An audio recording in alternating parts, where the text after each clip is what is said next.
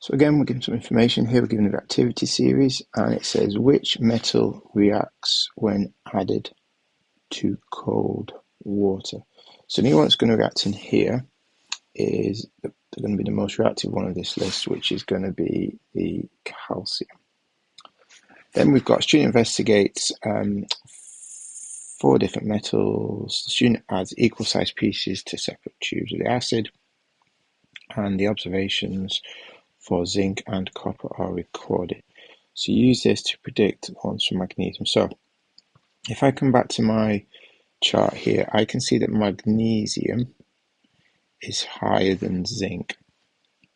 So this means that my magnesium reaction must be more reactive than this description here. So here we've got bubbles produced at a steady stream. So we need to show that it's going to be more bubbles. So here we're going to say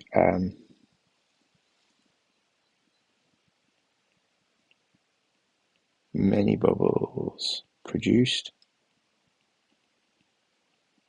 And then the second part of it, the test tube feels slightly warm. We can then say that the test tube would feel warm. And both those two describe a reaction that's more reactive than the zinc one. Let's do the same for this. So it wants us to compare iron in the list. So iron, remember, here is below the zinc, but it's above the copper. So you've got to get a description that sits in between these two situations. Now, iron will react, so it's not going to be no reaction. So we need to get something that's less reactive than this one. So again, do it in the stages. So here we've got a steady stream of bubbles. So this one we would have very few bubbles produced. And then in comparison to the heat, feels slightly warm, we can say it would be very slightly warm. So it's going to be less than the one for zinc. 1 mark for each of those answers. Okay, carrying on.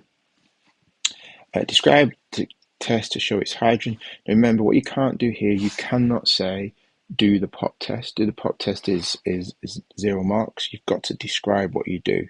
So to carry out the pop test, you place a lit splint into the gas, and then it will burn with a squeaky pop.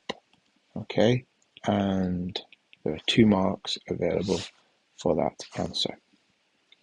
Okay, next one. When magnesium reacts with acid, magnesium, chlorine, and hydrogen are produced. Complete the balanced equation for this reaction.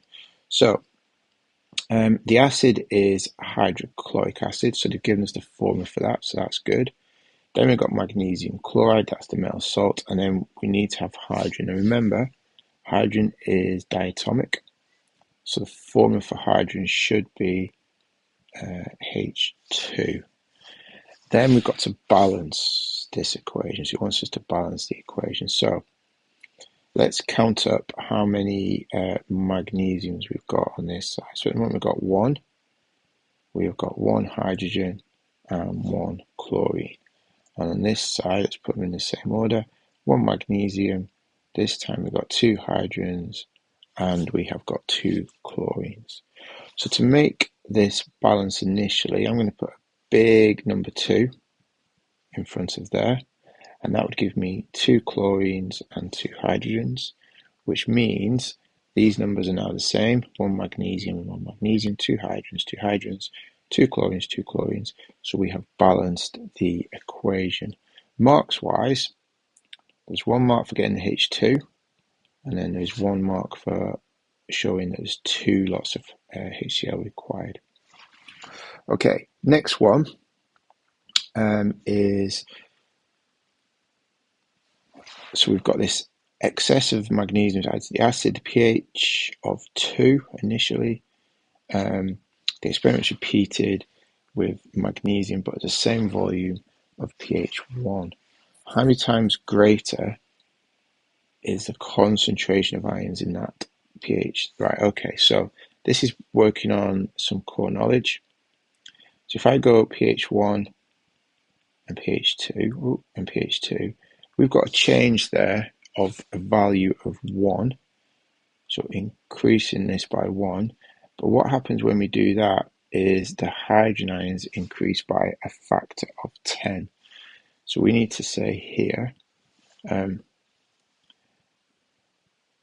that they would be 10 times greater, because every time you change your pH by 1, your hydrogen ions increase by a factor of 10.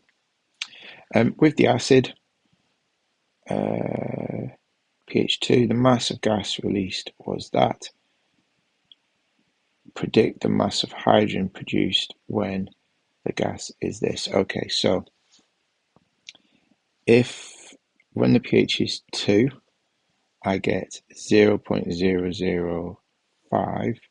When the pH is 1, remember we've got 10 times more hydrogen ions, so I'm going to get 10 times more hydrogen gas produced.